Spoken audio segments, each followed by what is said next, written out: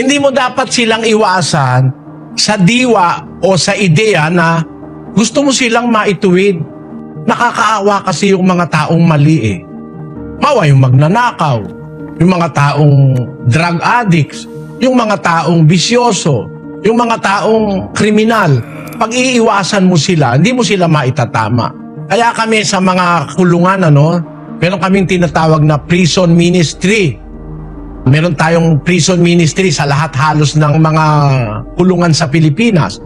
Pumupunta kami ron kahit sa maximum security. Kasi kung iiwasan mo yung gumagawa ng mali, paano mo pa sila maitatama? Kaya makikisama ka sa kanila gaya ni Pablo. Sabi ni Pablo, sa mga Hudyo, nag-ari akong tulad sa Hudyo para mahikayat ko mga Hudyo. Gaya rin nung kawikaan nung araw, when in Rome, do as